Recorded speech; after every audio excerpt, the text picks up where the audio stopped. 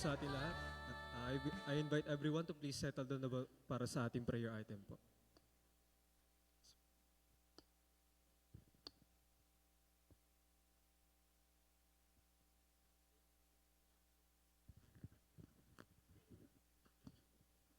Settle down lang po. Diyan na lang po sa seat na lang po. Wala.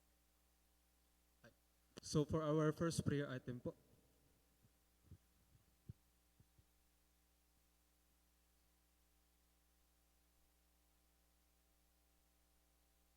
let's pray po.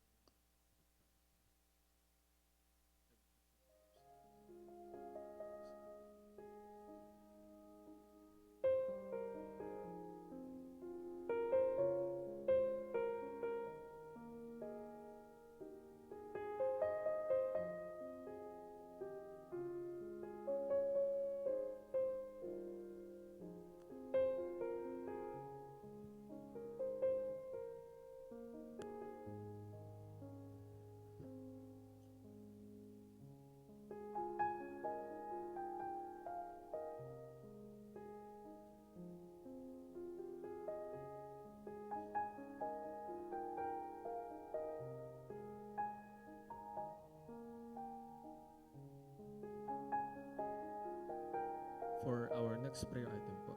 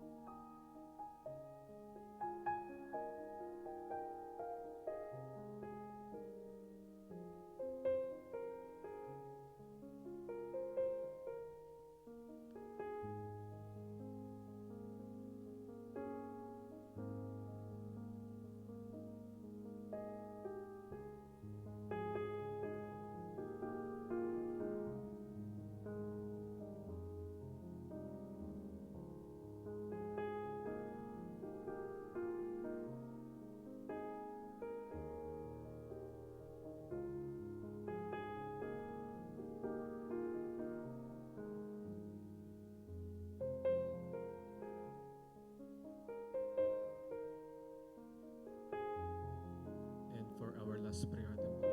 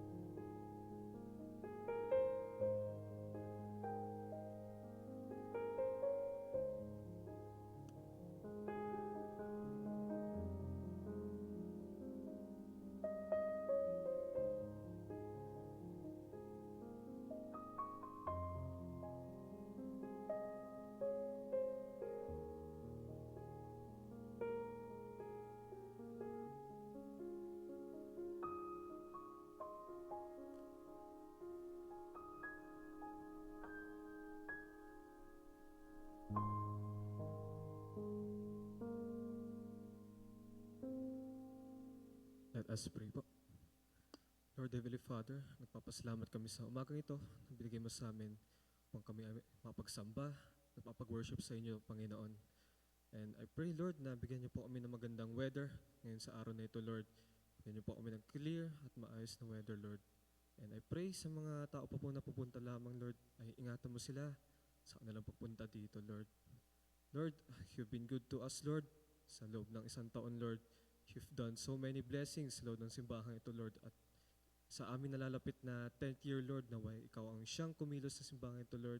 At patuloy mo po kaming palaguin, Lord. And Lord, we ask for forgiveness sa lahat ng mga pagkaamali namin sa inyo, Lord. And humihiwi rin po kami ng kapatawaran sa mga tao na saktan namin, Lord. And tulungan niyo rin po kami, Lord, na patawarin yung mga tao na kasakit sa amin, Lord. If there's something, Lord, sa puso namin, Lord, na naghihinder para makapag-worship ngayon sa araw na ito, Lord, naway ikaw ang siyang pumawi nito, Lord. Linisin niyo po kami sa lahat ng mga kasalanan namin, Panginoon. Lord, I pray in times of confusion and chaos, Lord, sa bansang ito, Lord. Naway ikaw ang preside sa aming government, Lord. Ikaw ang siyang mamuno, Lord.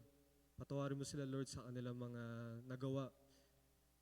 Nananalangin kami, Lord, na may there be peace sa loob ng bansang ito, Lord. And may we unite as one upang sa ikabubuti ng bansang ito, Lord. Lord, we ask for the provision, Lord, sa mga delegates na pupunta sa NACI, Lord. Ingatan niyo po, mga pupunta po, at bigyan niyo po sila ng weather kung saan magkaaroon po sila ng safe travel pupunta sa NACI, Lord, sa Cebu.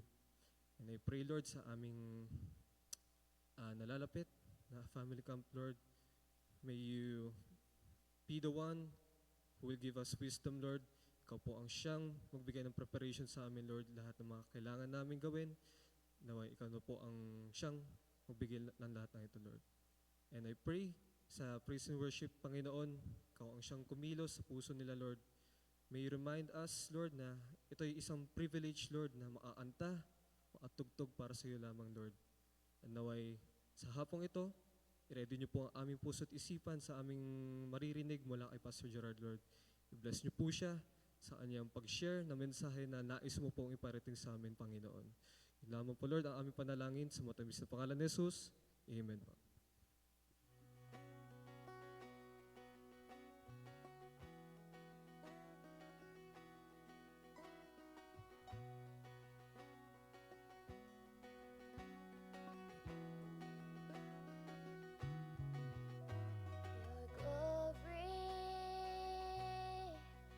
There's no trace of me as you lead me before your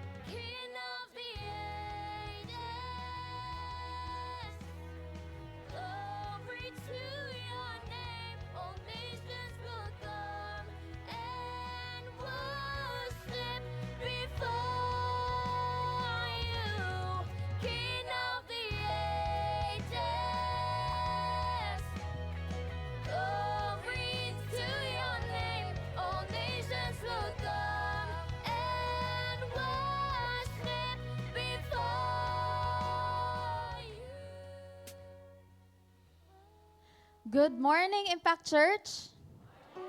Ayun, magandang araw po sa lahat. Tayo po'y tumayo.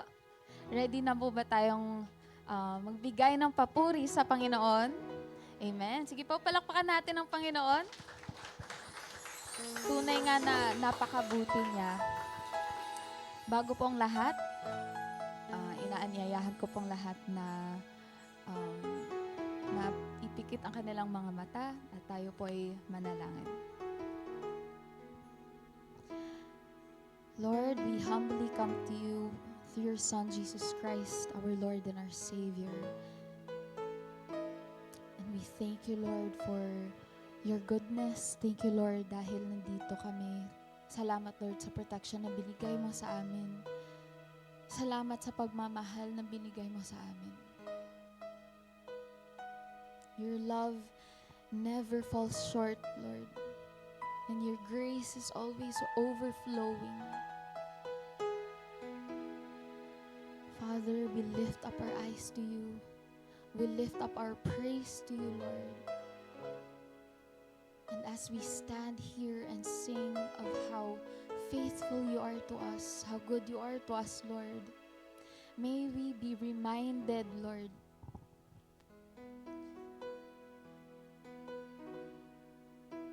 of how powerful you are, of how you are always in control. Father, we love you and we want to sing to you. Here we are to worship you, worship your name as you deserve it, Lord.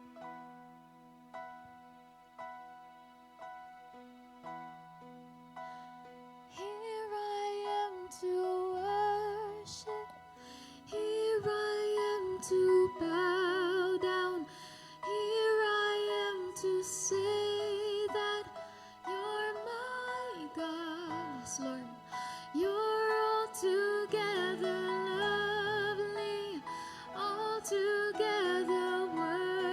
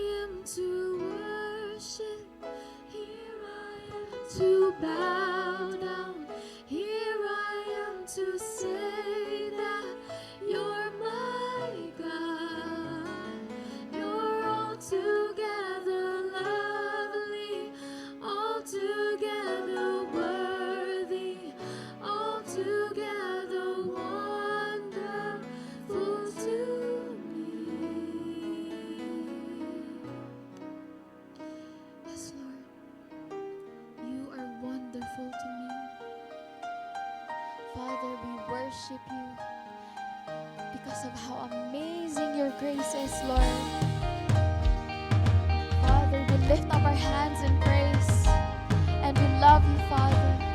We thank you for the life that you have given to us, the life that sustains us. We worship you, Jesus. Who breaks the power of sin and darkness, whose love is mighty and so much stronger, the King of glory, the King above all kings. Amen. Who shakes the whole earth with holy thunder and leaves us breathless in awe and wonder, the King of glory, the King above all kings. We praise you, Lord. This is amazing grace. Amen. This is unfailing love. That you would take our place. That you would take my place. Bear our cross. How amazing you are, Lord. Amen. You will lay down your life, that I would be set free. Oh, Jesus, I sing for all that you've done for me. Amen. Who brings our chaos back into order? Who makes the orphans a son and daughter? The King of glory, the King of glory, who rules the nations with truth and justice, shines like the sun in all of its brilliance. The King of glory, the King above all kings. This is amazing grace. Amen. This is unfailing love, that you would take my place, oh, that you would bear my cross, you lay down your life, amen, that I would be set free. Oh, Jesus, I sing for all that you've done for me. You're worthy, Lord. Worthy is the Lamb who was slain. Worthy is the King who conquered the grave. Worthy is the Lamb who was slain. Worthy is the King. Worthy is the King. Amen. Worthy is the Lamb who was slain. Worthy is the King who conquered the grave. Worthy is the Lamb who was slain. Worthy, worthy, worthy. Yeah, this is amazing grace. This is unfailing love, that you would take my place, oh, that you would bear my cross, you lay down your life, that I would be set free. Oh, Jesus, I sing for all that you've done for me, all that you've done for me. Amen. Let's give God a clap of praise. Father, we thank you for the love that you have given to us, Lord. For your love, there is freedom, Lord. We thank you for setting us free from our sins, from our past. Father, you have given us our new identity in you. And we worship you, Father.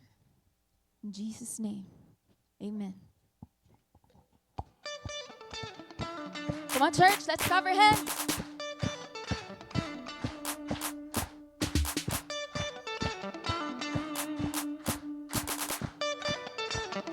Indeed, every tribe will see your glory. Every nation will bow before you, Lord. Every nation bow before you.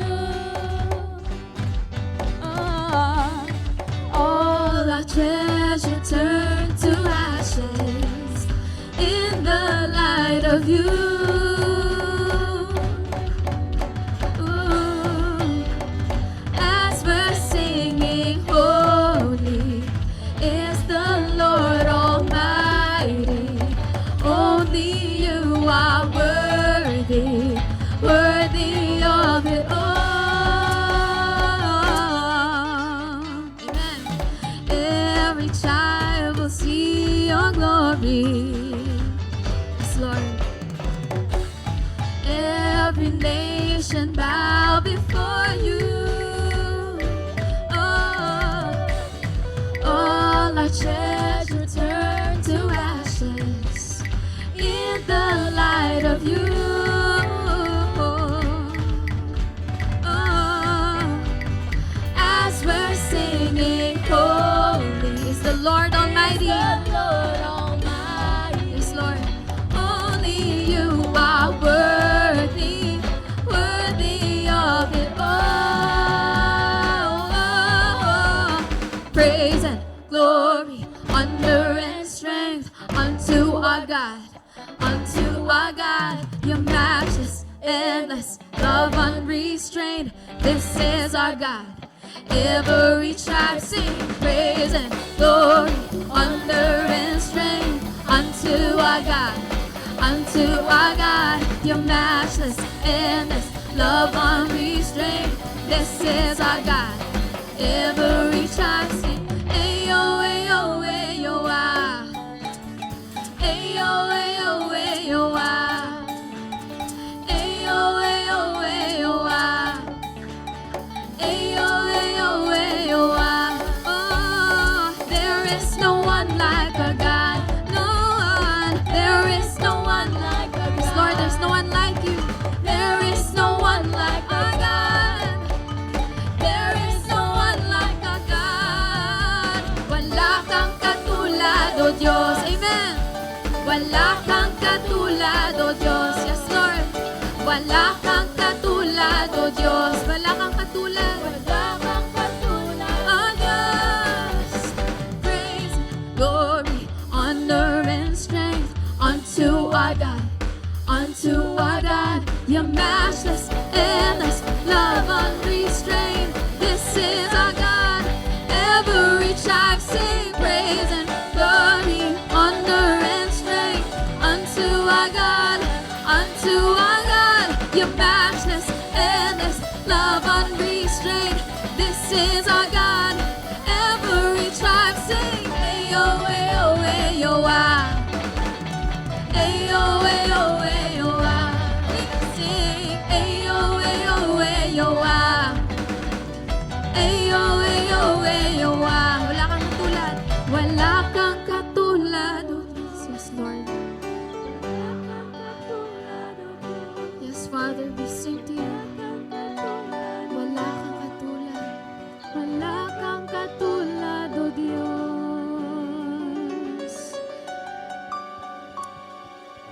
Yes, let's give God a clap of praise. Father, we thank you, Lord, because indeed there is no one like you. No one can compare to your greatness. No one can compare to how powerful you are, Lord. And we hold on to you because we believe that you are always faithful to us, Lord.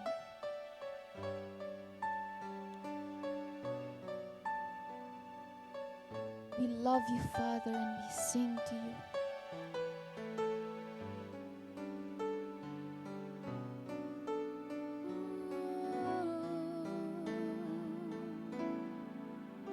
You give life, you are love, you bring light to the darkness, you give hope, you restore every heart that is broken.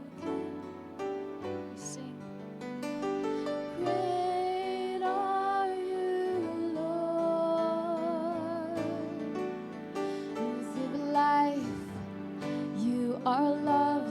light to the darkness. To the darkness, you give hope, you restore. Every heart that is broken. Great are you, Lord. It's your breath in our lungs, so we pour out our praise. We pour out our praise. It's your breath in our lungs, so we pour out our praise to you only. Great are you, Lord. You give life, give life. You are love. You bring light to the darkness. To the darkness, you give hope. You restore. Every heart that is broken. Great are you, Lord. It's your breath in our lungs, so we pour out our praise. We pour out our praise. It's your breath in our lungs, so we pour out our praise to you only. It's your breath in our lungs, so we pour out our praise. We pour out our praise. It's your breath, yes, Father. So we pour out our praise to you only.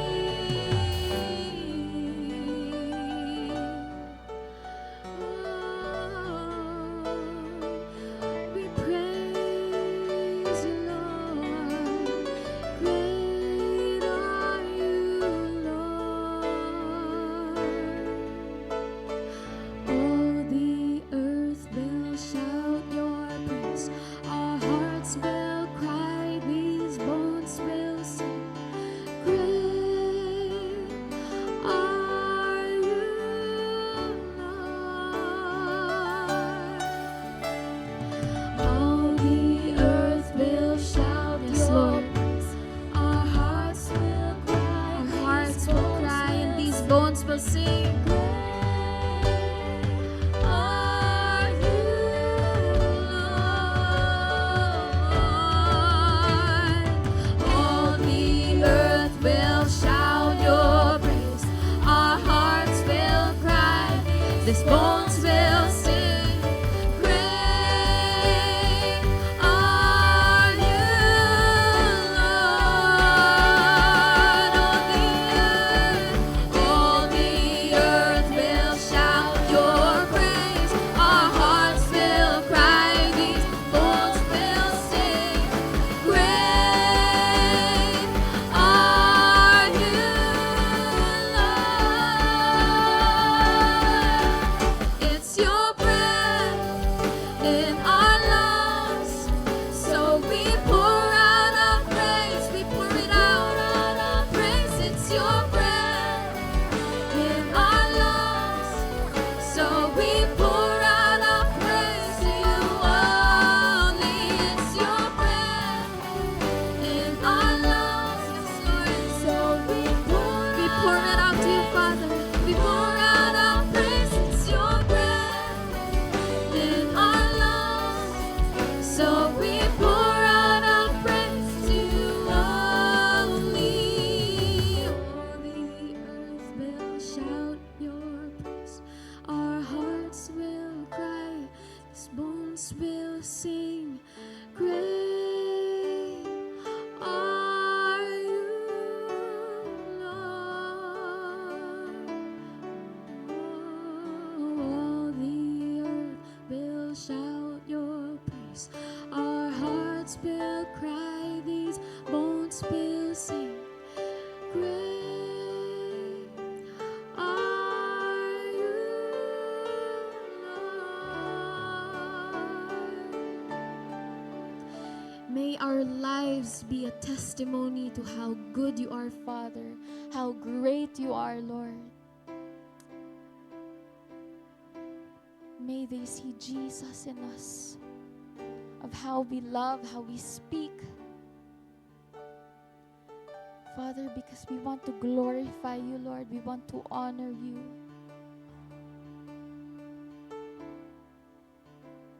With every decision that we make, Lord, may you guide us. May you use us, Lord, to glorify your kingdom. Father, we lift up to you our doubts, our worries and fears, Lord. Sa bahay, sa eskwelahan, sa aming mga trabaho, Father, we just want to lift it all up to you, Lord, because we know that you are always in control. No matter where we are, Lord, what we are doing, you are always watching over us. Father, we thank you for the life, the love, and the grace that you are giving to us every single day. We love you, Father, and we worship you. We love to worship you, Lord. All these things, may you be glorified, Father, in the name of Jesus, our Lord and Savior. Amen and amen. Nakakaupo na po tayong lahat.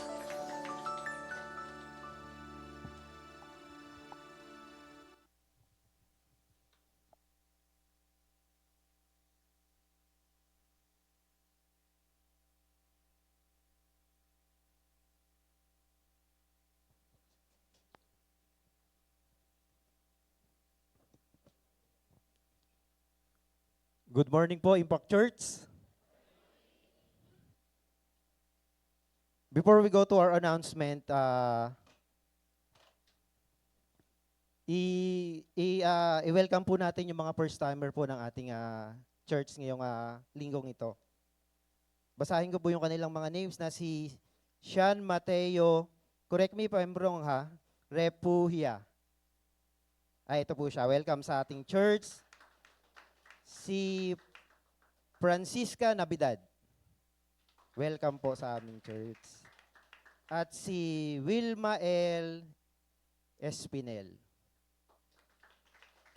Sana po sa susunod pang mga linggo, buwan or taon ay makasama pa po namin kayo sa aming simbahan. Dako na po tayo sa ating announcements, mga birthday celebrants ngayong May 17 po, si Ralph Beans L. Argiles and James Tayamora. Kung nandito po sila, i-greet po natin sila personally. May 18, si John Piolo Otor. May 19, si Elijah Tarobales.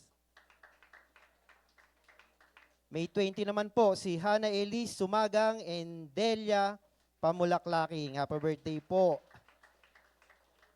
May 21, si Reggie Arellano and Abinash Cabrera.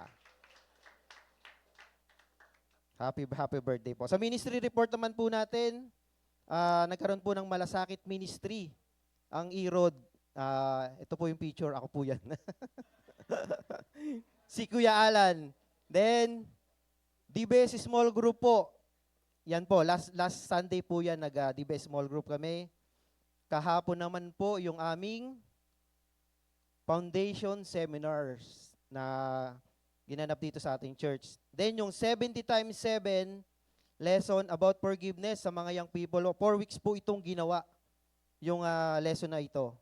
Sa mga upcoming events po natin, acoustic guitar, band builder, nagaganapin po siya sa May 19 to 22. From 1:30 to 3:30 p.m. Dito po sa church yun, Pastor. Dito po sa church.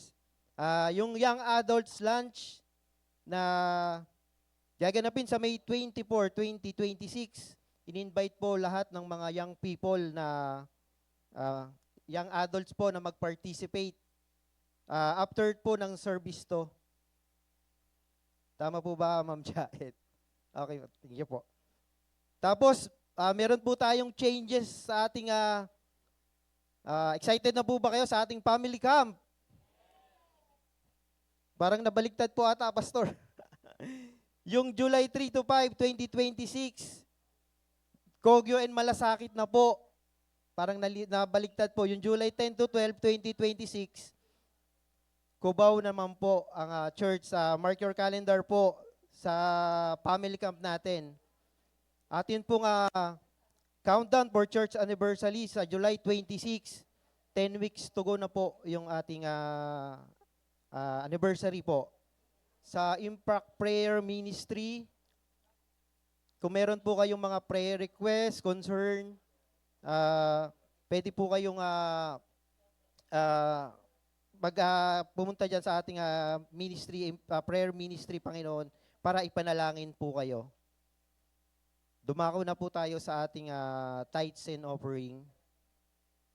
Sabi po sa 2 Corinthians 9:7, each of you should give what you have decided in your heart to give, not reluctantly or under compulsion, for God's love a cheerful giver. Let us pray.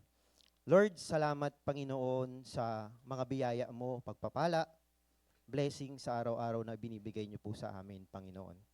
Nawa Lord, ang mga biyaya, pagpapala, blessings, Panginoon, ay maibalik namin ito sa iyo, Panginoon, through giving of tithes and offering, Panginoon. Turuan niyo po kami, Panginoon, na magbigay kami ng totoo sa aming mga puso, Panginoon. At ang aming ibinibigay, Panginoon, sa aming simbahan, ay ito'y magamit sa aming ministry upang makapag-reach out pa kami, Panginoon, na mas maraming lost sa aming mga community at may dala namin sa iyong kaharian dito sa mundo. Muli, Lord, nagpapasalamat kami sa lahat, Panginoon, ng iyong pagpapala, biyaya na binibigay sa amin. Binabalik po namin ang lahat ng kaburihan at pasasalamat sa iyong matamis na pangalan. Amen. Church, pwede na po tayong magbigay.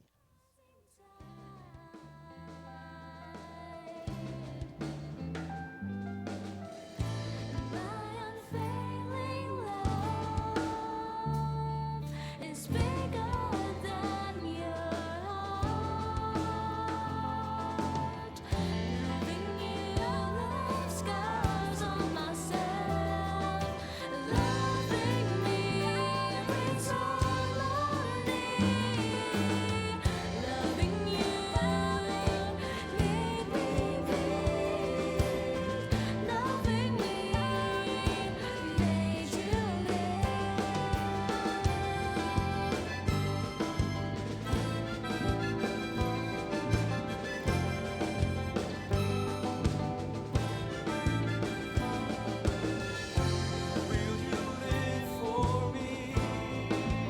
Live for you. Sing for you. Shine for you.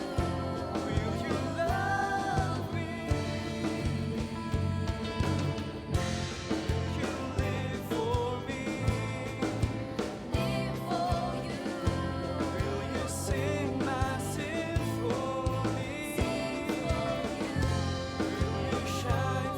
you. Shine for you.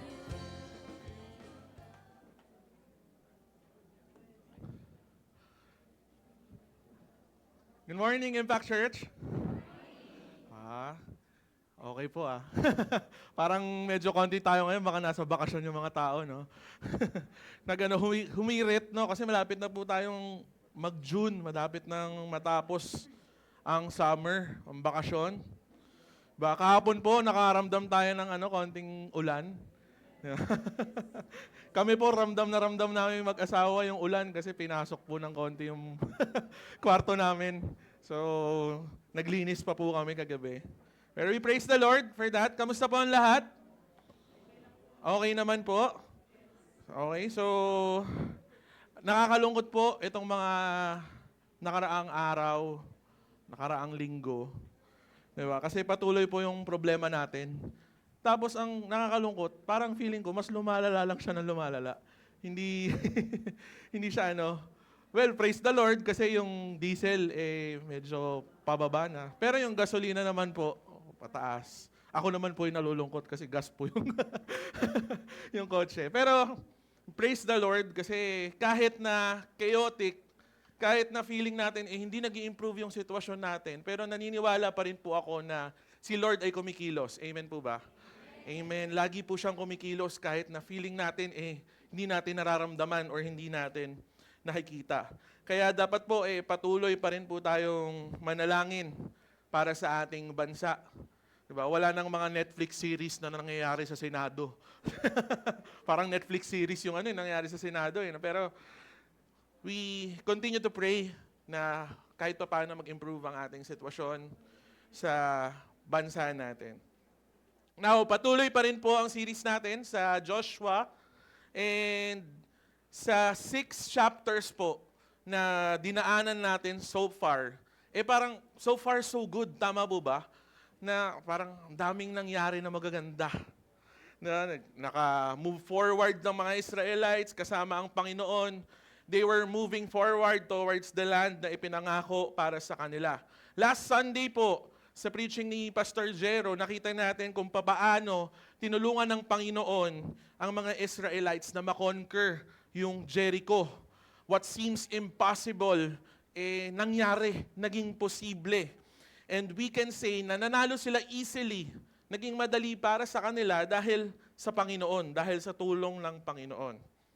Now, I want to highlight, there were some specific instructions na ibinigay ng Panginoon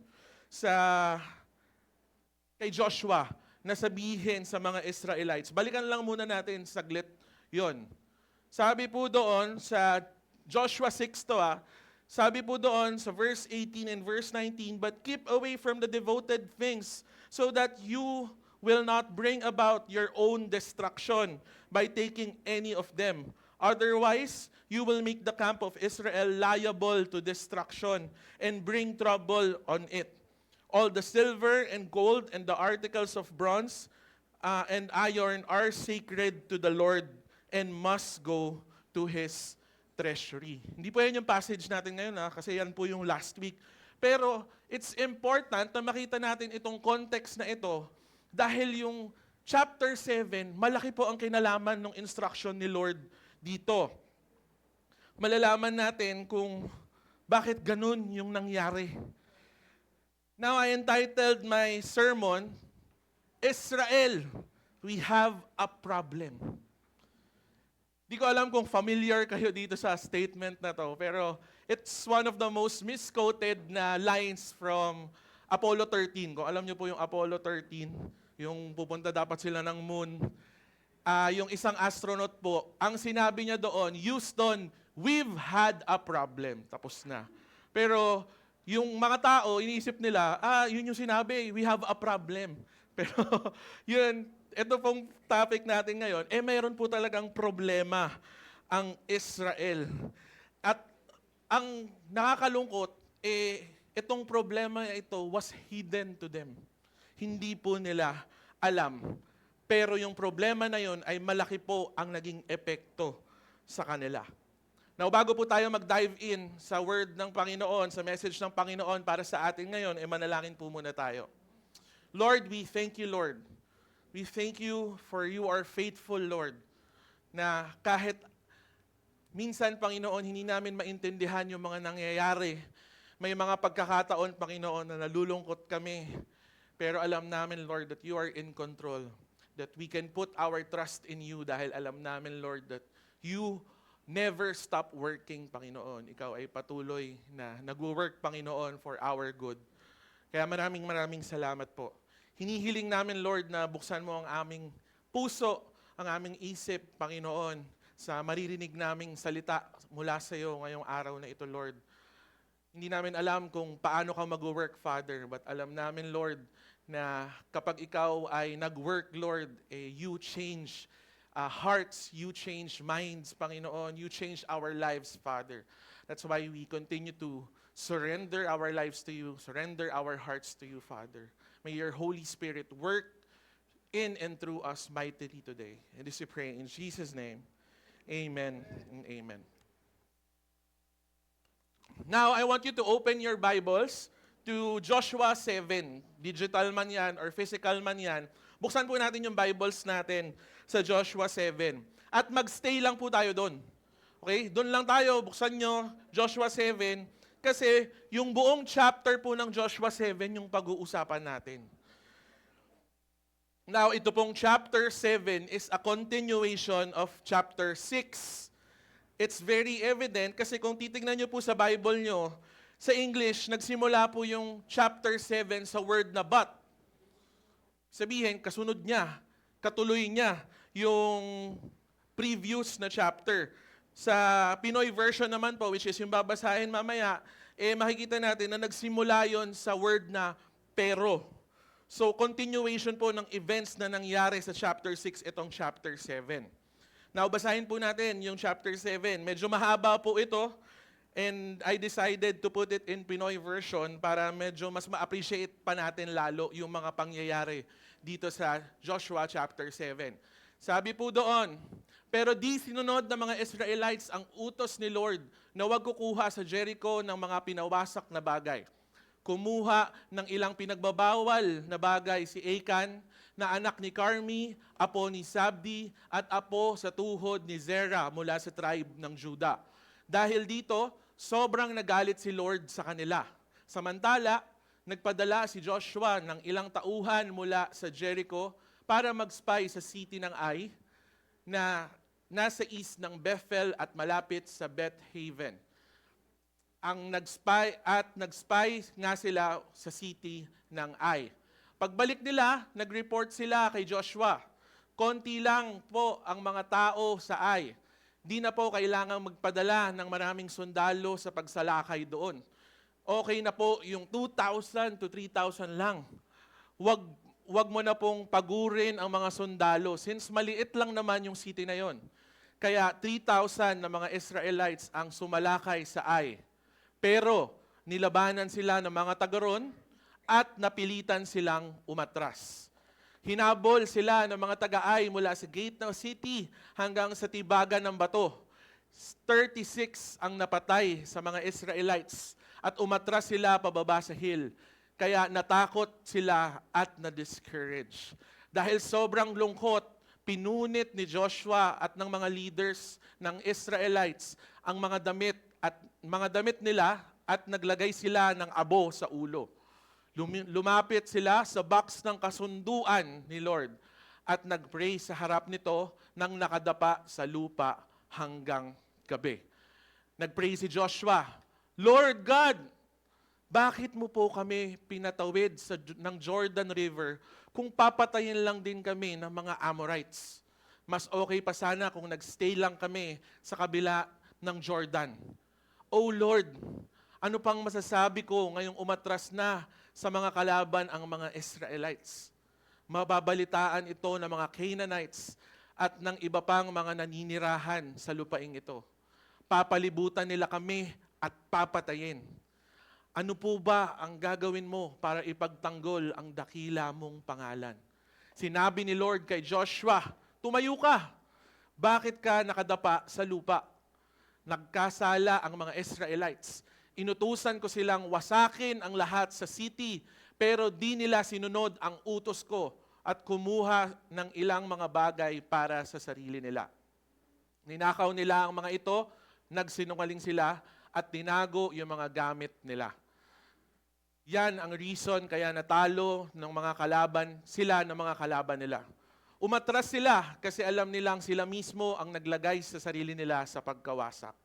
Di ko kayo sasamahan hanggat di nyo winawasak ang mga pinapasira kong bagay sa inyo. Tumayo ka at sabihin mo sa mga Israelites na i-purify ang sarili nila sa pagharap sa akin bukas. Dahil ako, si Lord, ang Diyos ng Israel, ang sasabihin ito sa inyo.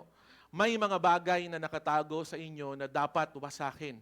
Di kayo mananalo sa mga kaaway nyo unless alisin nyo ang mga yon. Kaya bukas ng umaga, haharap kayo sa akin ayon sa tribe nyo. Pipila ang tribe na mapipili ko ayon sa kani-kanilang angkan. Tapos pipila ang angkan na mapipili ko ayon sa kani-kanilang pamilya. At sa isang pipila ang mga miyembro ng mga pamilyang mapipili ko.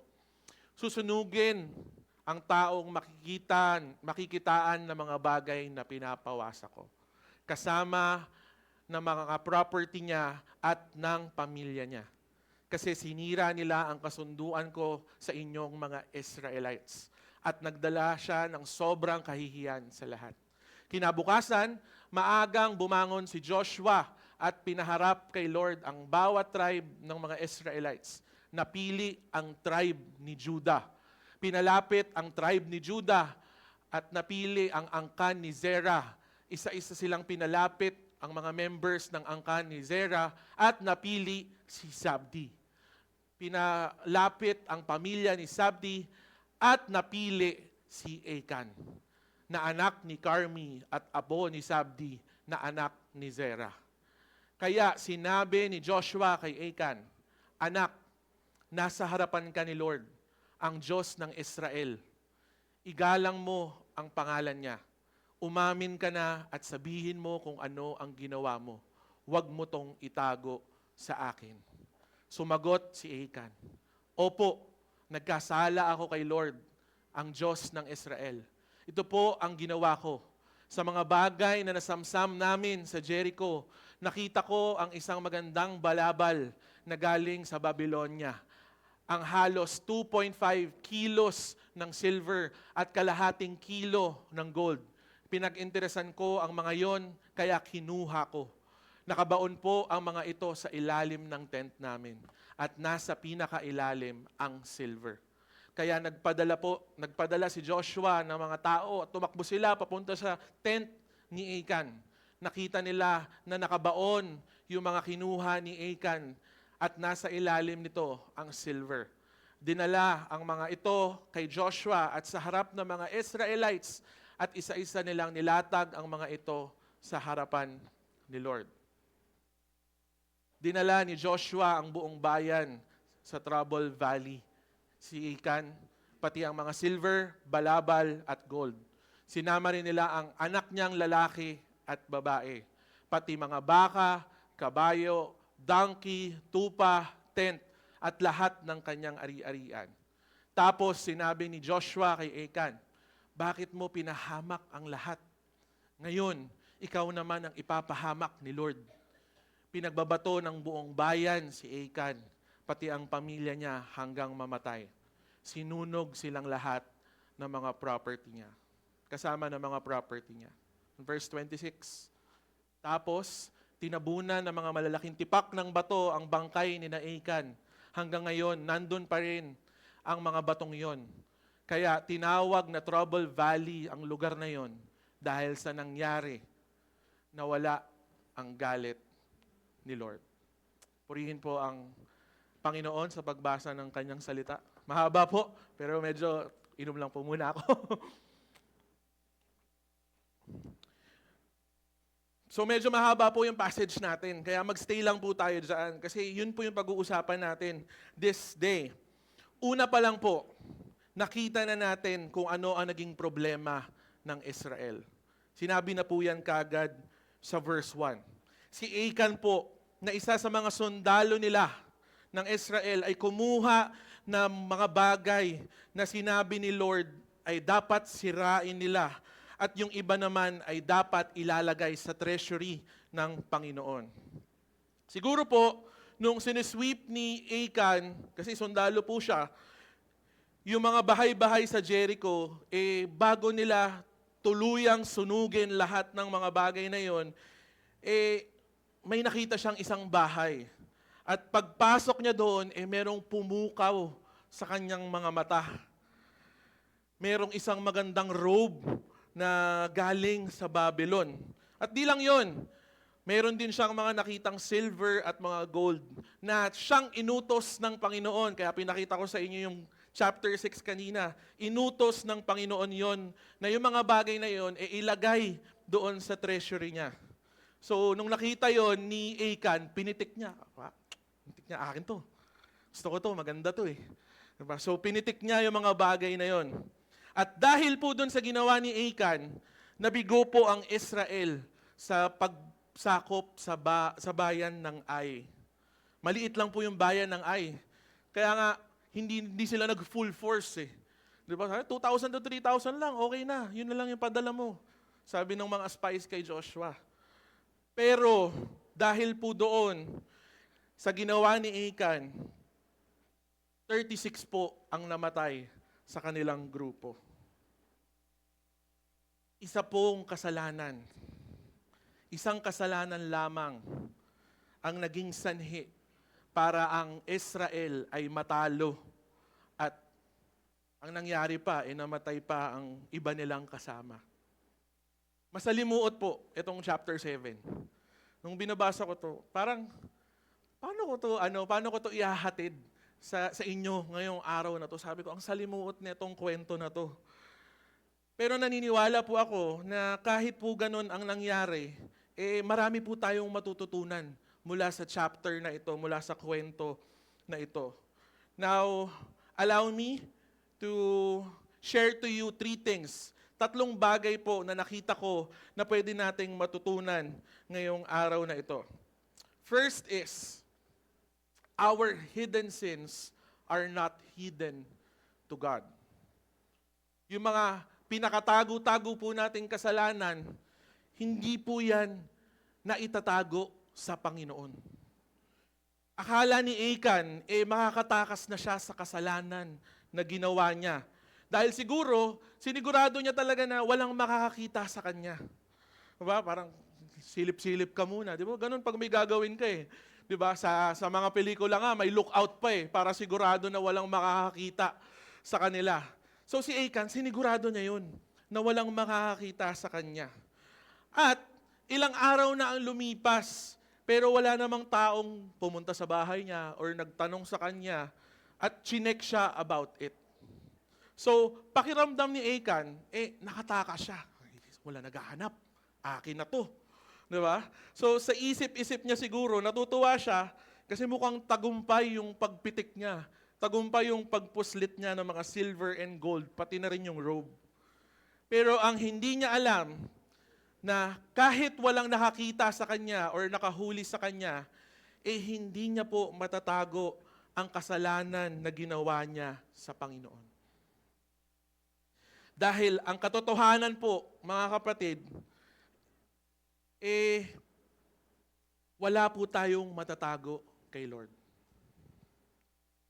We say na the Lord sees our works. Di ba sinasabi natin yun? Nakikita ni Lord, itong ginagawa kong ministry kahit napagod ako. We say na nakikita ni Lord yung suffering na nararamdaman natin kahit na hindi natin sinasabi sa iba. The Lord sees our need. Di ba? Alam niya. Nakikita niya kung ano yung pangangailangan ko. But the Lord also sees yung mga kasalanan, yung mga sins na ginagawa natin. Hindi po yan nakakatakas sa mata niya. Mga kasalanan na akala natin, tayo lang po ang may alam.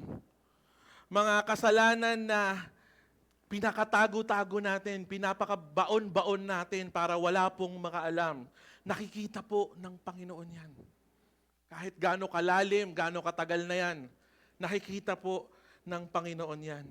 At nakita natin dito kay Achan, sa buhay ni Achan, na simula pa lang ng passage natin, alam na ni Lord kung ano yung ginawa ni Achan. Feeling ko, pagkakuha pa lang ni Achan, naisip pa lang ni Achan yung mga bagay na yon, nung nakita ni Achan yon, alam na kagad ni Lord kung ano yung ginawa niya. Hindi si Lord nanguhula lamang. Alam niya specifically yung mga bagay na kinuha ni Achan. Kung pansinin niyo alam niya po specifically kung ano yung mga bagay na kinuha ni Achan. Nung nireveal niya to kay Joshua, kung ano ang ginawa ni Achan, alam ni Lord na yung isang bagay dapat kasama sa mga sinira, which is yung robe. Dapat kasama yun sa mga sinunog So alam na ni Lord na dapat may kinuha itong si Achan na bagay na dapat sinira. Tapos yung pangalawa, alam ni Lord na may kinuha itong tao na ito na dapat nasa treasury ng Panginoon. Alam ni Lord specifically kung ano yung ginawa ni Achan.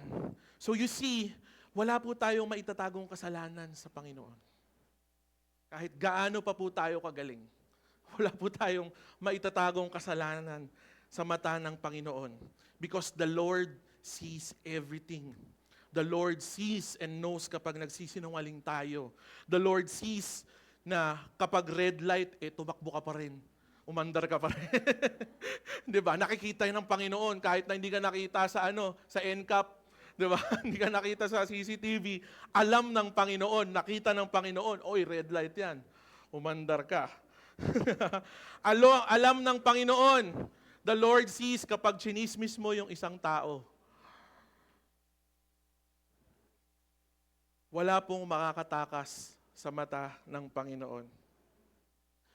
Kahit po yung mga kasalanan na ginagawa natin ng tayo lang, nakikita niya po ang mga bagay na iyon. May mga kasalanan tayo na tayo lang ang may alam. Diba? Walang nakakahuli sa atin. Bawa, nanood ka ng porn. Diba? Ibo-broadcast mo ba yon sa buong bahay nyo? Hindi. Nagtatawanan yung mga youth. Diba? Ibo-broadcast mo ba yung mga yon? Hindi. Gagawin mo yun ng ikaw lang mag-isa. Walang ibang nakakakita. Akala mo, ikaw lang. Pero nakikita ka ng Panginoon. Kahit anong silip mo, kahit anong lingon mo, kahit wala kang nakikita, merong nanonood sa'yo. Merong nakatingin sa'yo. Kasi ang daling gumawa ng kasalanan or ang daling gumawa ng mali kapag alam natin na walang makakakita sa atin. 'Di ba? Ay, susobrahan ko yung kuha sa fishbowl. Kasi ang daming customer ni Kuya. Imbes na 10 lang yung kukunin ko, 20 yung kukunin ko, pero ito lang yung ibabayad ko. 'Di ba? Patay tayo diyan. Di naman mapapansin ni Kuya kasi minsan kuha lang ng kuha yung 'di ba? Nagtitinda.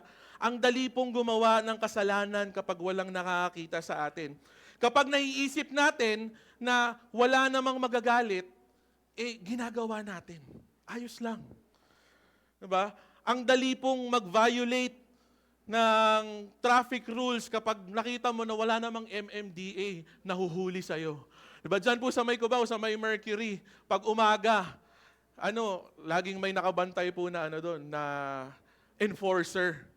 So pag nasa kaliwa ka, tapos dumiretso ka, ay uhulihin ka po noon. Sigurado ako, lagi ko po nakikita yan pag Sunday. So, kapag wala po ang enforcer doon, yung mga kotse, dire-diretso lang kahit nasa kaliwang lane sila. Kasi wala namang uhuli sa kanila 'Di ba? Kaya okay lang na lumabag. Ganun po yung mindset ng tao. Lumabas nga po sa feed ko. Di ko alam kung lumalabas din to sa feed nyo. Sabi ko, parang titong-tito na ako. Ang lumalabas po sa feed ko, si Gabriel Go.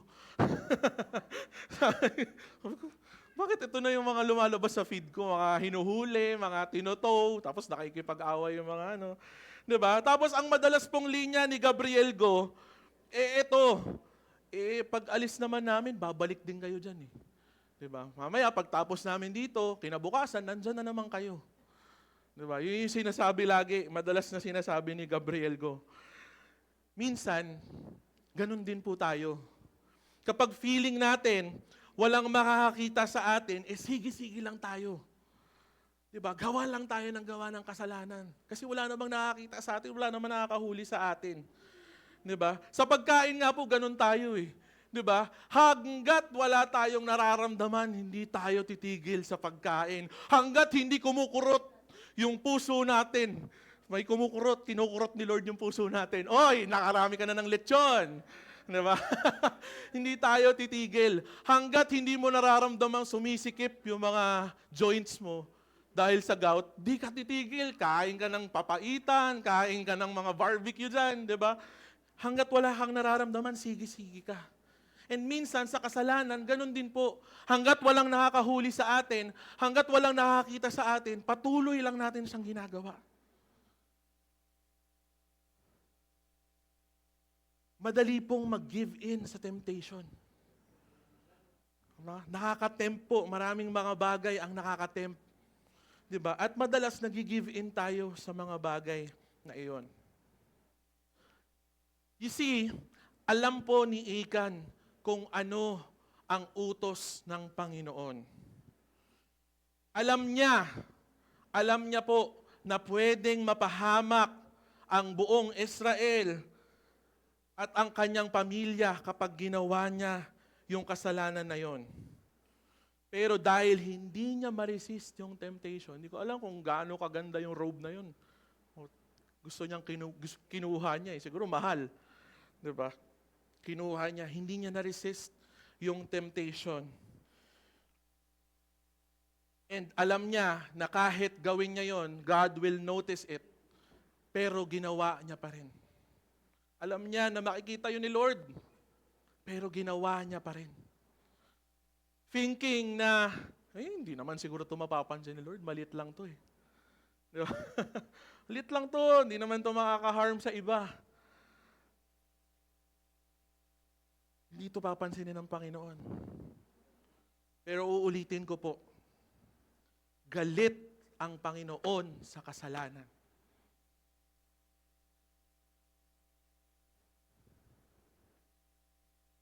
It was explicitly said sa passage natin na sobrang nagalit si Lord sa kanila.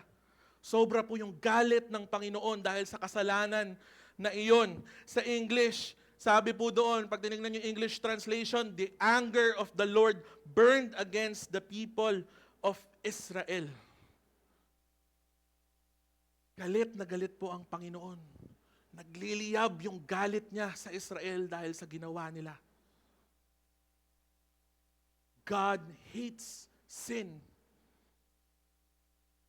And you cannot fully, mali po yan, you cannot fully live for Him when you continue to live in sin.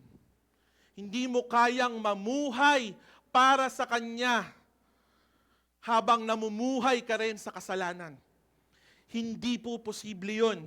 You see, kapag tayo po ay nasa Panginoon na, dapat hindi na tayo namumuhay sa kasalanan. Yung mga ginagawa nating masama noon, hindi na dapat natin yung ginagawa ngayon. At tandaan po natin na walang malaki or maliit na kasalanan sa Panginoon. Lahat po yan, ang tawag lang po dyan, kasalanan. Wala pong description na mas mabigat tong kasalanan na to kaysa dito. Wala po kayo makikitang ganyan. Lahat po yan, kasalanan. Pare-pareho po sila. Yang pagsisinungaling at pagpatay, magkaiba po yan, tama? Pero parehas lang po yan na kasalanan.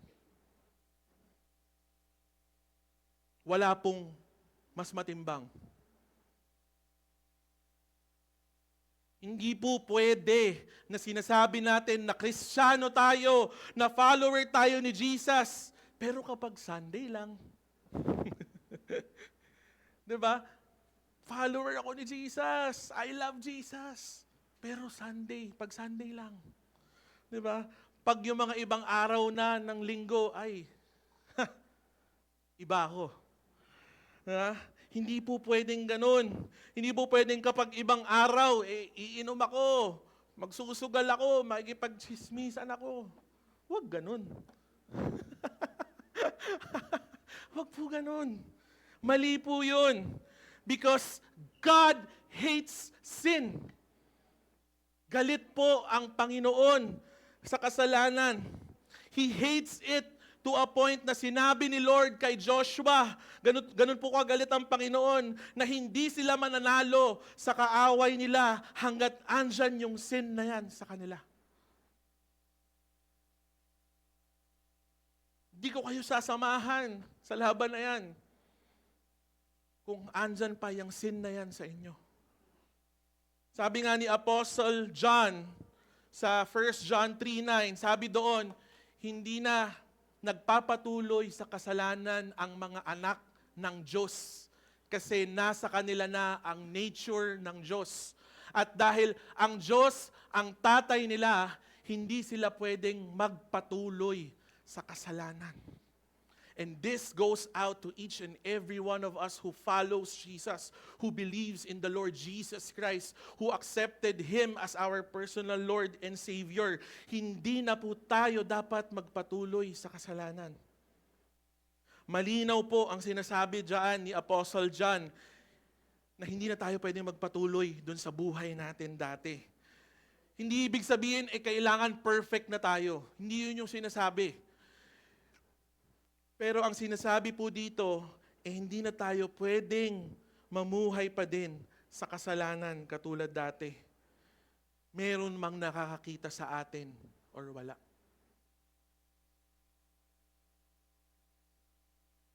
Dahil si Lord ay laging nakatingin sa atin. Nakuha natin yun, di ba? Si Lord ay laging nakatingin sa atin. Alam niya lahat ng ginagawa mo. At kahit gaano ka man kagaling magtago, may gagawin at gagawin ang Panginoon. And that leads me to my second point. Every sin that we cover, God uncovers. Lahat po ng kasalanan na tinatago natin, ilalabas po yan ng Panginoon. He will uncover it. Dahil nga po, anak tayo ng Diyos, hindi na po tayo dapat magpatuloy sa kasalanan. Ibig sabihin, yung mga tinatago po natin mga kasalanan, yung mga pilit po nating pinagtatakpan, darating po ang araw na God will uncover it. Kung papaano, si Lord lang po ang nakakaalam nun. Achan thought, itong si Achan, akala niya po, he had the perfect cover for his sin. Walang nakakita sa kanya. Nakinuha niya yung mga bagay na yon. Tinago niya sa isang lugar kung saan wala namang pupunta doon at mag-check. Diba? He made sure na wala makakita sa kanya. Tinago niya sa ilalim ng tent yung mga bagay kung saan wala naman talagang makaka-access noon kung hindi sila lang. Hindi yun ma-access ng ibang tao. Akala niya nakaligtas na siya. Pero katulad nga nung sinabi ko kanina sa point number 1, wala po tayong matatago kay Lord. And for us to stop that sin that we are doing, para itigil po natin yung pamumuhay natin sa kasalanan na yon, para itigil natin gawin yung paboritong kasalanan na ginagawa natin, the Lord has to uncover it. The Lord has to expose it. Kailangan i-expose ng Panginoon. And sometimes po, yung pag-expose ng Panginoon is in broad daylight. Kung saan maraming nakakarinig, kung saan maraming nakakakita. Minsan ganun po mag-expose ang Panginoon. This is what happened with Achan. Nung umamin siya sa ginawa, yun yung nangyari kay Achan. Yung kasalanan niya was broadcasted in broad daylight. Sa totoo lang po, naniniwala ako na sa tingin ko, wala po talagang balak umamin si Achan. Wala po talaga siyang balak na sabihin or aminin kung ano yung ginawa niya. Pero dahil nag-instruct si Lord kay Joshua kung paano nila malalaman kung sino yung tao na gumawa nun, at tinanong na siya ni Joshua mismo, sinabi na, umamin ka na. Umamin po si Achan. Tsaka lang po siya umamin. Minsan po, ganun din tayo.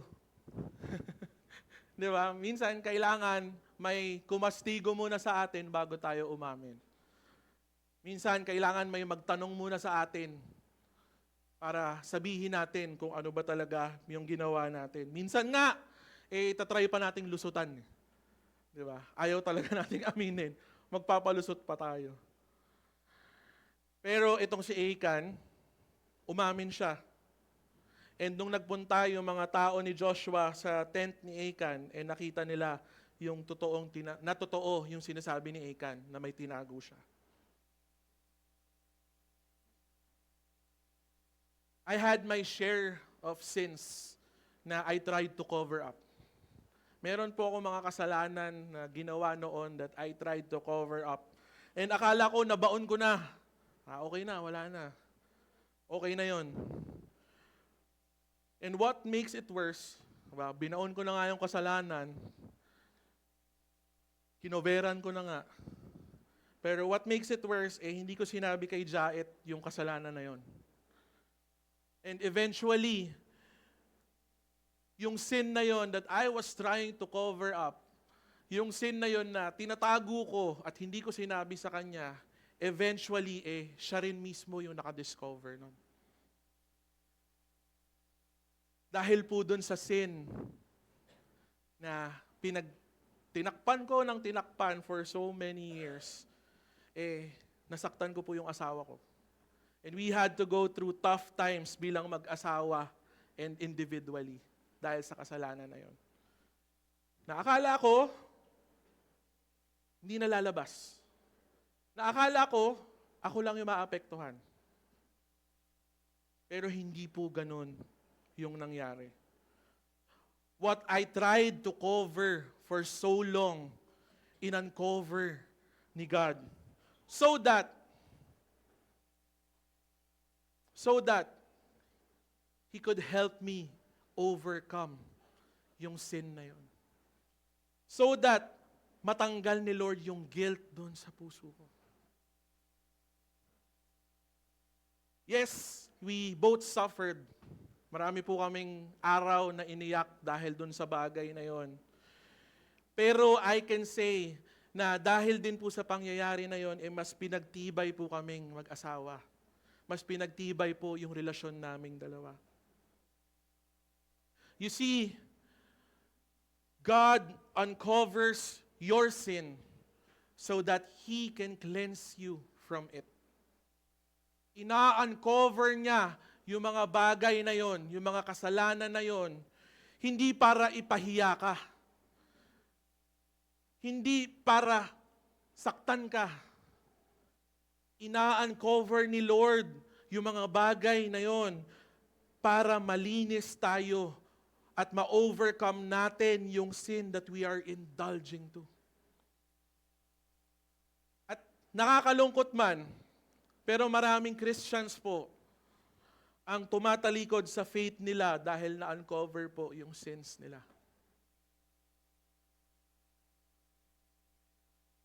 Dahil ayaw nilang isuffer yung mga consequences, dahil nahihiya sila dun sa mga ginawa nila, ang ginawa na lang nila umalis sa pananampalataya, umalis sa simbahan. Ang nakakalungkot pa minsan, sinisisi pa nila si Lord. Lord, bakit mo kasi ako dinala sa ganito Bakit mo kasi ako dinala sa ganyan? Bakit kasi Lord, hinayaan mo ko na gawin ito? Ayun lang. Kasi in the first place, sino bang gumawa ng kasalanan na yun? Di ba ikaw? Di ba tayo yung gumawa ng kasalanan na yun? Bakit sisisihin natin si Lord? Tayo yung namili nun Pero God uncovers that sin para malinis niya tayo. Hindi para ipahiya or saktan niya tayo. He wants to clean us from it. And ang nais ng Lord maging free tayo sa kasalanan na yon who is slowly destroying us. Hindi natin alam na yung mga kasalanan natin is slowly destroying us. God needs to clean us from that because the sin of disobedience, yung sin na mga ginagawa natin leads to destruction. It will destroy us kapag nagpatuloy tayo sa kasalanan na ginagawa natin. It will eventually destroy us. Believe you me. And this is my last point. Ito pong sin of disobedience kay God can lead us to destruction. Naisip siguro ni Achan na maliit na bagay lang yung kinuha niya versus sa yaman ng Panginoon at sa kung ano ang kaya ng Panginoon. Naisip niya siguro na maliit lang naman yung portion na pinitik ko na dapat ay para sa Panginoon. He thought, akala ni Achan na yung ginawa niya was harmless. Pero ang totoo ay marami pong naapektuhan sa sin na ginawa niya. What started out as a small desire of his, nung nakita niya yung mga bagay na yon, yung small desire na yon that he had in his heart, na hindi niya niresist, ang kinapuntahan po nun ay destruction. May isang pastor po na magkoconduct po sila ng isang seminar sa isang lugar. Yung araw, bago po yung seminar, nagpunta sila sa isang sikat na donut shop. Ang donut shop po na yon ay, hindi, joke lang, Krispy Kreme po. Sarap po ng donut dun. Nakakagutom na, di ba? Malapit na mag-alas 12. Nagpunta po sila sa Krispy Kreme. At dahil nasarapan po yung pastor na yon, siguro sa lugar nila wala pang Krispy Kreme, pero dahil nasarapan po yung pastor na yon sa donut na kinain nila, sabi niya, bigyan natin yung mga dadalo sa seminar. Bigyan natin sila ng tig-iisang donut. So yung registered po dun sa seminar na yon ay 400. Marami po. Pero kilala po itong pastor na ito. So kinabukasan, yung isa nilang volunteer, inatasan nila na, ikaw ang kumuha dyan sa Krispy Kreme. Nag-order kami ng 400 pieces ng donut. So nung nandun na po yung volunteer, antay-antay siya, upo siya. Mamaya-maya, parang ang tagal. Ang tagal naman ng order. 400 lang yun. Easy lang yun na ginagawa nila. Ngayon, hindi na mapakali yung volunteer, lumapit siya dun sa isang crew. Tinanong niya, bakit ang tagal naman nung donut, yung 400 donuts, bakit ang tagal nung order namin?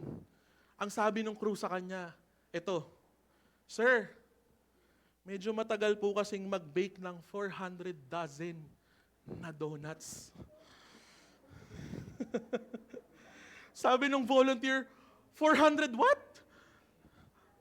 400 dozen na donuts. Sabi niya, 400 lang yung order ko, hindi 400 dozen. You see, napakaliit lang po na pagkakamali. 5 letters lang. Dozen. Tama. D-O-Z-E-N. 5 letters lang ang diferensya. Pero napakalaki po nung difference. 'Di ba? Ang laki po ng difference nung 400 donuts sa 4,800 donuts. 'Di ba? Malaki po yung difference noon. Masakit din po sa bulsa 'yon. Hindi ko alam kung paano nila babayaran 'yon. Pero malaking diferensya po sa 5 letra lang na naidagdag. Napakalaki po ng diferensya. Napigil naman po nila yung Krispy Kreme na gumawa, pero at that time, 90 dozen donuts na po yung, yung nagawa ng Krispy Kreme. So ang ginawa nila, dahil sobra-sobra yon, namigay sila sa mga homeless, namigay sila sa mga bata na nakakasalubong nila along the way. Siguro maraming na sugar rush dun sa lugar na yon, nung araw na yon, kasi yung daming namimigay ng Krispy Kreme, di ba? Naisip siguro ni Achan na sayang naman tong robe na to, ganda-ganda. Sayang naman kung susunugin lang. Kaya kinuha niya. Konti lang naman tong kukunin kong silver at gold versus sa kayamanan ng Panginoon. Hindi naman siguro to kawalan. Pero, dahil ginawa niya yung kasalanan na yon, dahil pinili niyang kunin yung mga bagay na yon, 36 men lost their lives. Dahil sa ginawa niya na yon, 36 families experienced grief. Dahil sa ginawa ni Achan na yon, 36 wives ang nabiyuda at 36 sets ng bata ang nawalan ng tatay.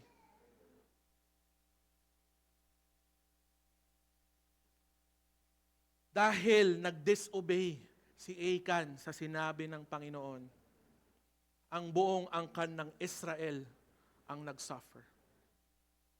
what he thought was harmless, sobrang laki ng naging epekto. Sobrang dami ang nawala at nawalan.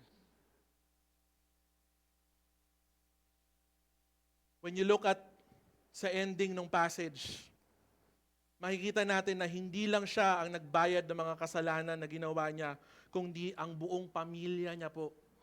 Kasama ang lahat ng kanilang mga ari-arian, pati yung mga alaga po nila, ay namatay. Dahil sa isang kasalanan that he thought was harmless. Dahil sa isang kasalanan na akala niya palalagpasin lang.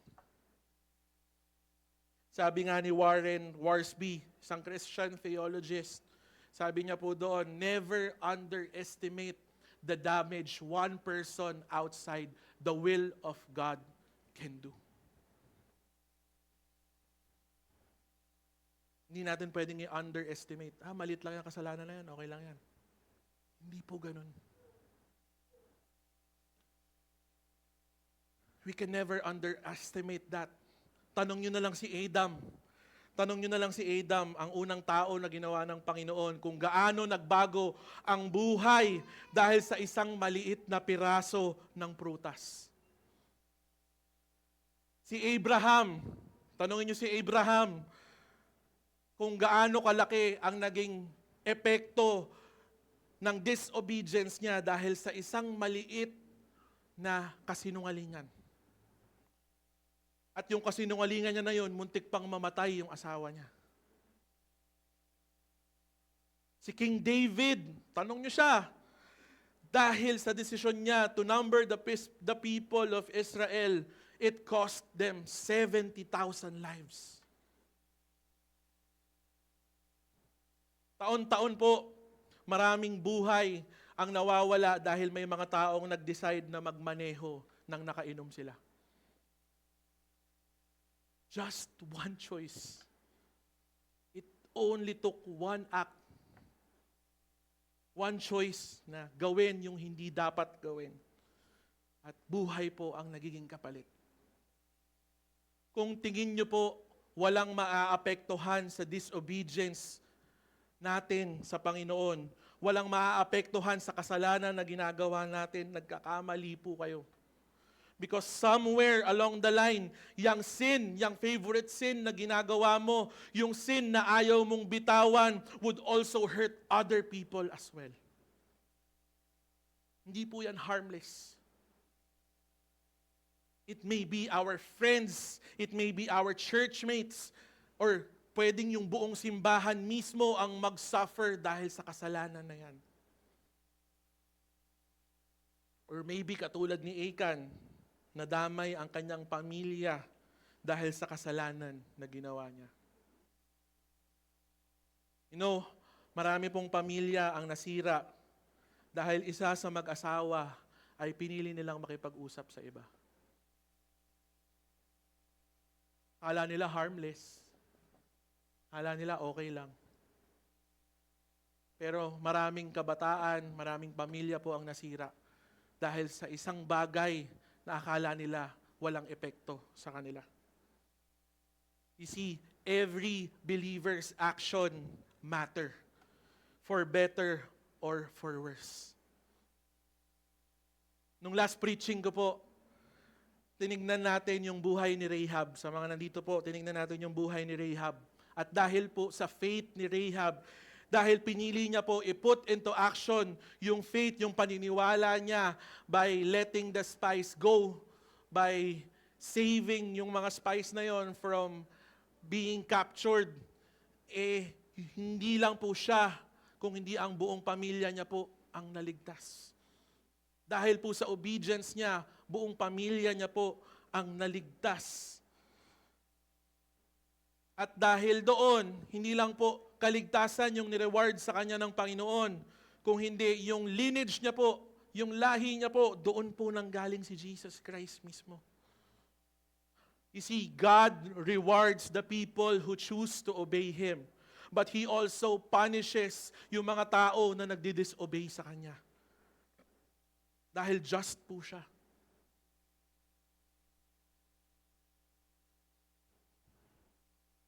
I hope we see how one sin, kahit gaano man yan kaliit, can destroy you. Dahil hindi po nag-resist sa temptation si Achan at kinuha niya yung para dapat kay Lord, he and his family were stoned to death. Diba? Hindi ko maisip kung gaano kasakit, kung gaano kahirap yun. Batuhin ka habang buhay ka pa. Batuhin ka hanggang mamatay ka. Sinunog sila kasama ng mga bagay na ninakaw nila. And this story shows us na we should be careful.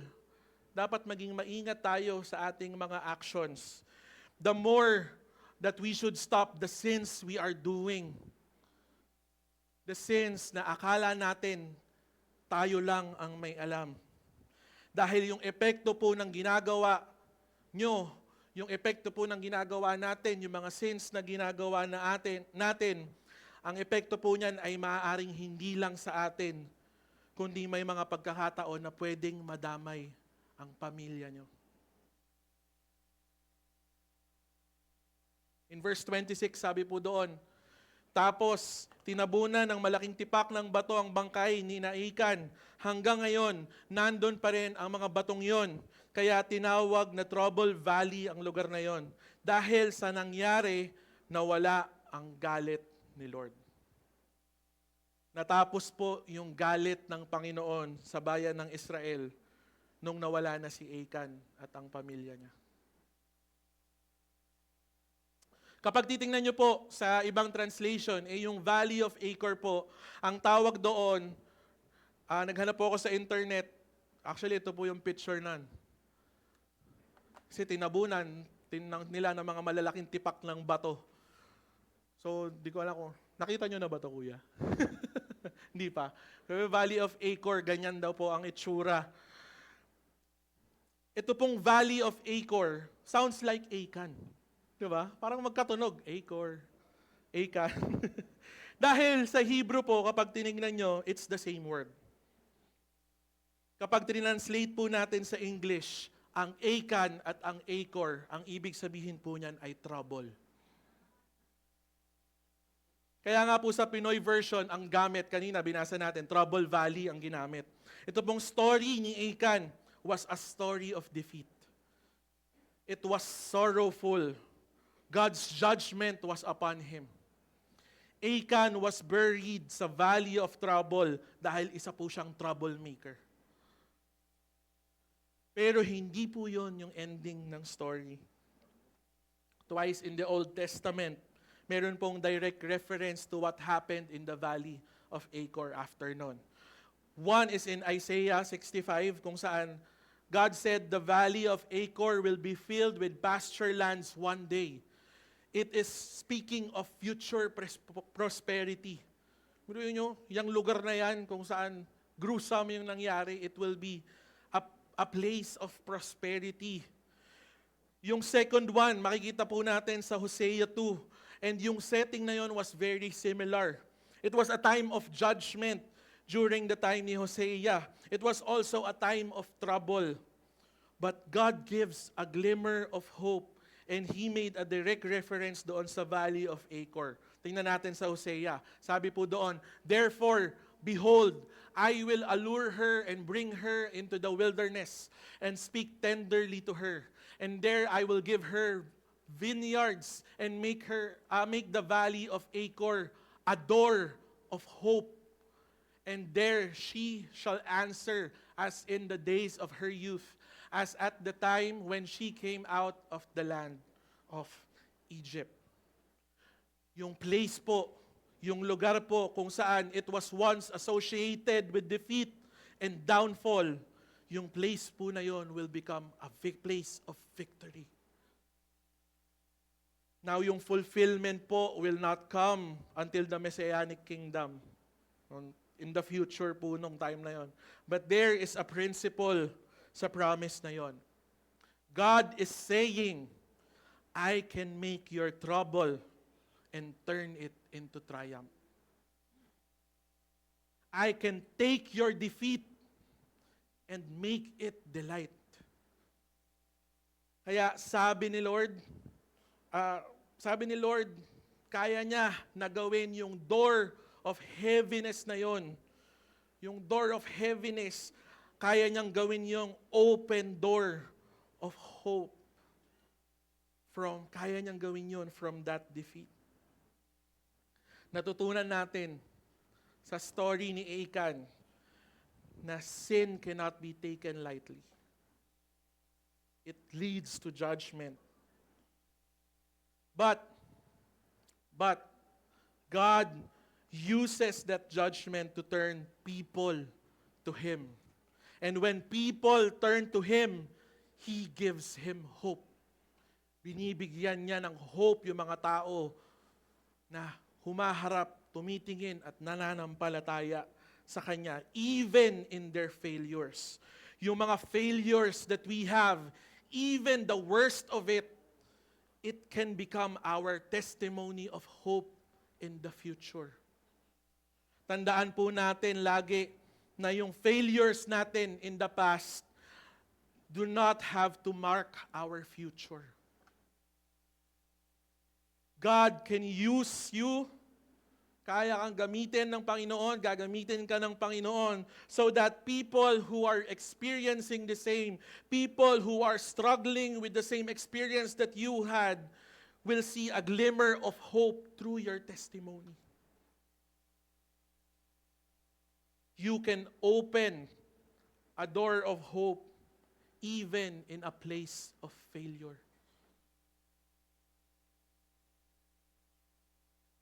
Now, how can we apply itong mga natutunan natin sa buhay ni Achan dito sa chapter 7 na ito? First is, resist the temptations daily.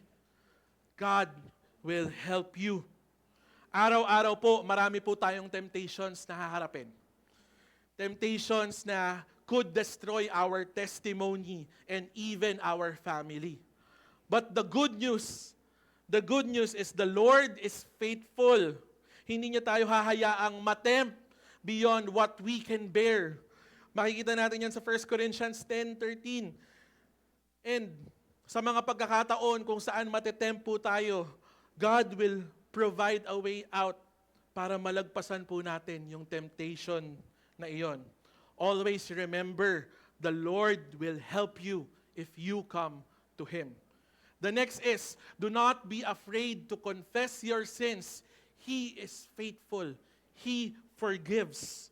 Instead na lumayo po tayo sa Panginoon dahil sa hiya natin, sa kasalanan na ginawa natin, ang gawin po natin, mas lalo tayong lumapit sa Kanya dahil ang totoo po, mas kailangan natin siya sa buhay natin.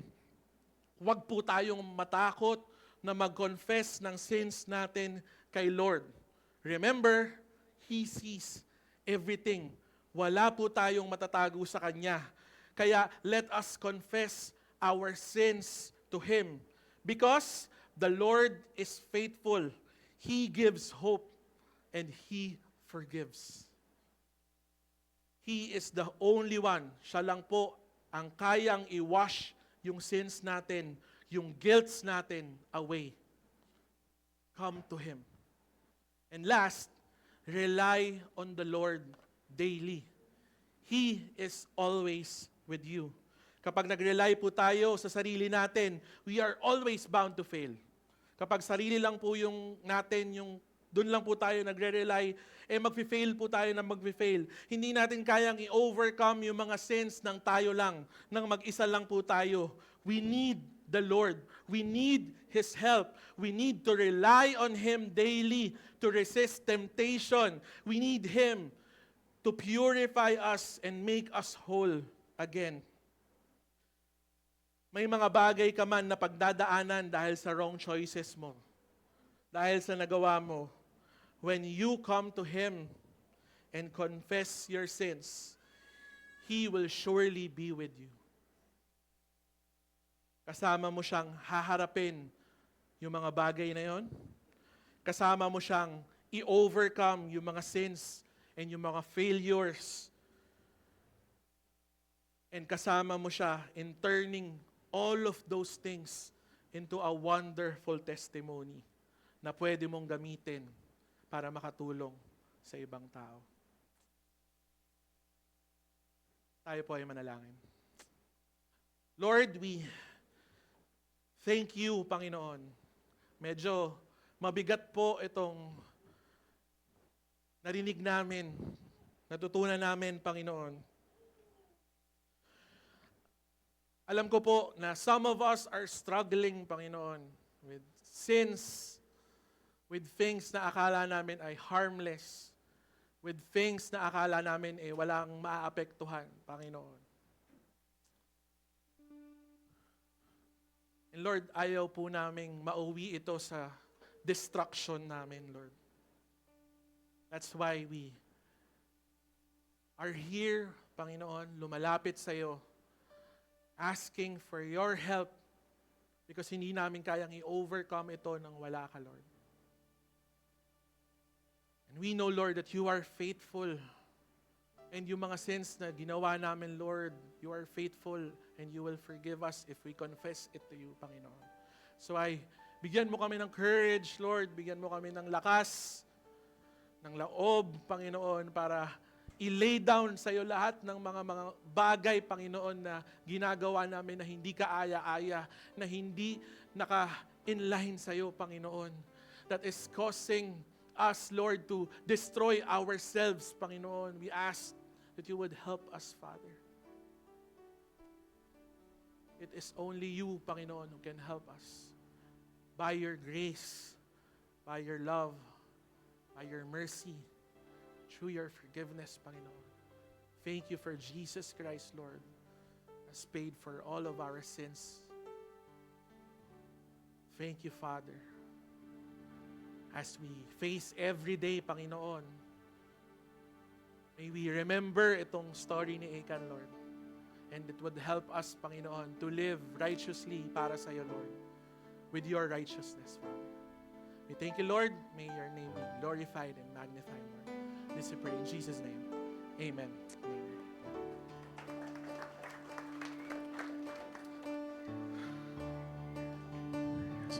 Amen. Amen. Inaanyahan ko pang lahat na tumayo. At let's continue to praise our God.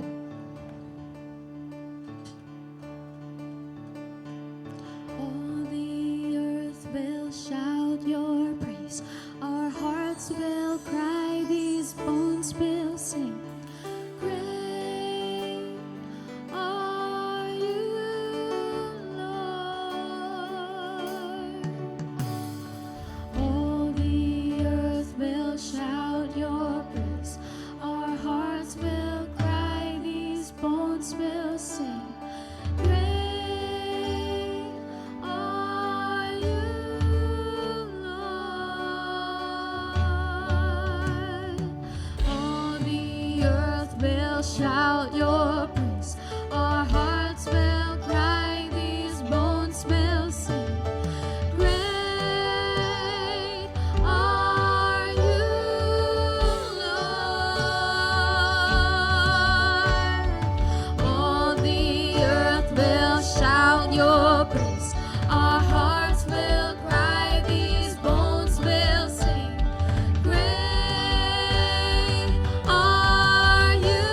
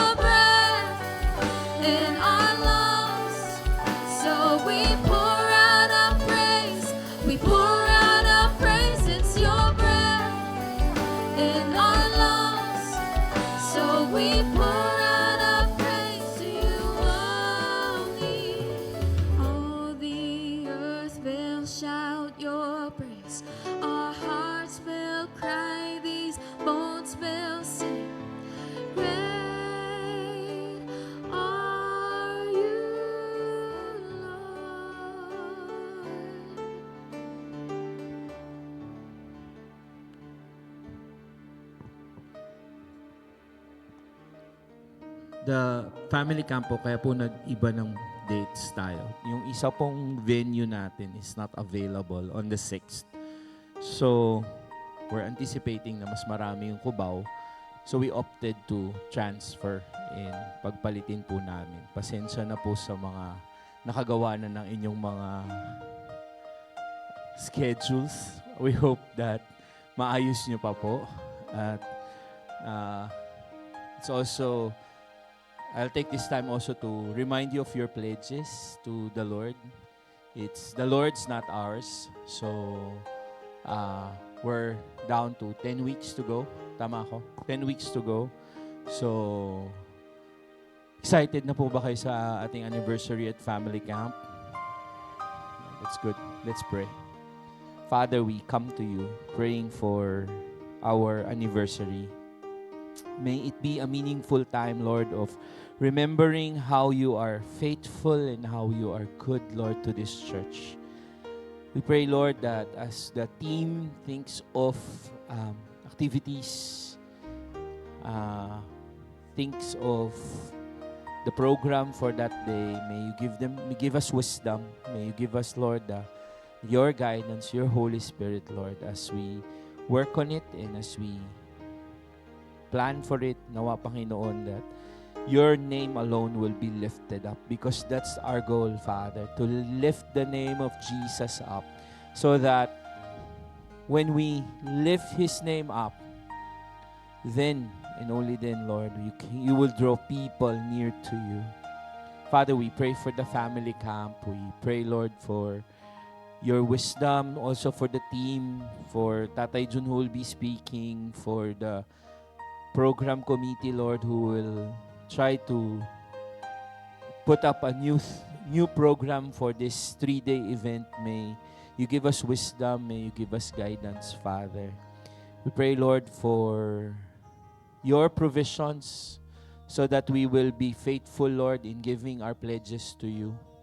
Nawa, Panginoon, na i-bless mo po ang bawat isa sa amin, bless the works of our hands, whether it's our businesses, whether it's the work that we have. May you bless each one of us, Father, so that we can be faithfully providing for the church, faithfully giving towards the needs of the church as you provide generously for the church.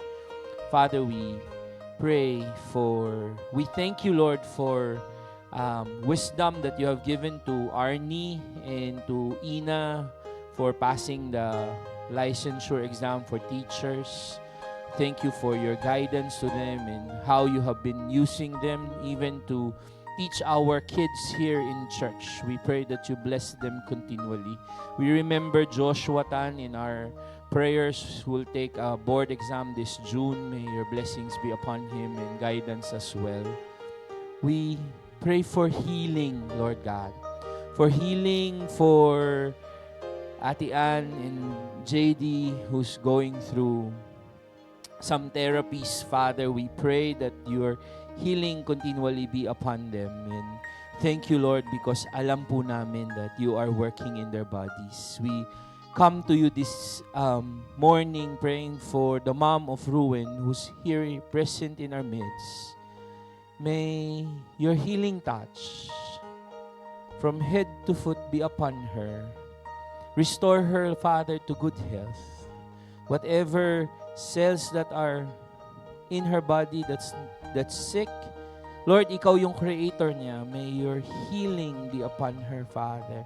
And we declare, Lord, that in the name of Jesus Christ, the Lord, our King, and by the power of the Spirit, she's healed, and you will heal us, all of us, Father. Touch us this morning and restore us to good health. Restore us, Father, to good emotional health as well.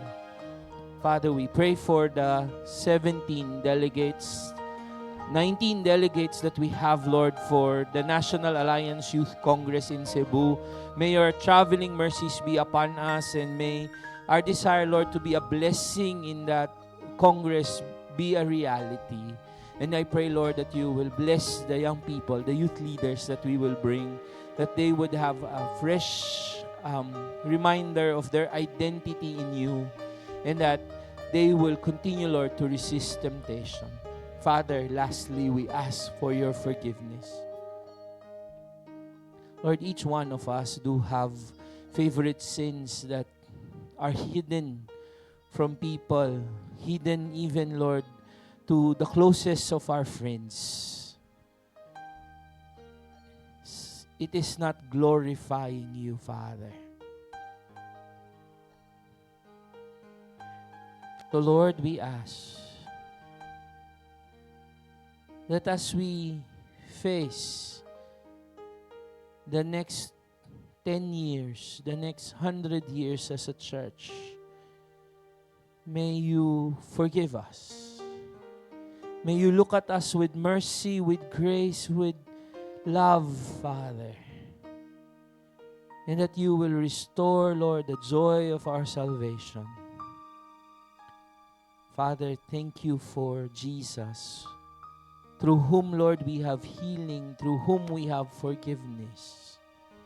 And Lord, we truly are thankful, Lord, for the amazing grace that you give to each one of us. And we pray, Father, that as we put our hope in you, sa paglagay po namin ng aming pag-asa sa inyo, kayo po ang magpala, magbasbas sa bawat isa sa amin. May the God of hope fill you with joy. May the God of peace fill you with peace as you trust in Him and obey Him, so that you may overflow with hope, with love, with peace, by the power of the Spirit who reigns with the Lord Jesus Christ, now and forevermore. Amen and amen. Worthy is the Lamb who was slain. Worthy is the King who conquered the grave. Worthy is the Lamb who was slain. Worthy is the King who conquered the grave. Worthy is the Lamb who was slain. Worthy is the King who conquered the grave. Worthy is the Lamb who was slain. Worthy, worthy, worthy. Yeah, this is amazing grace. This is a failing love, that you would take my place, that you would bear my cross, you would lay down your life, that I would be set free. Oh, Jesus, I sing for all that you've done for me. Oh, all that you've done for me. All that you've done for me. All that you've done for me. All that you've done for me. Amen. Good morning, Impact Church. Have a blessed week ahead.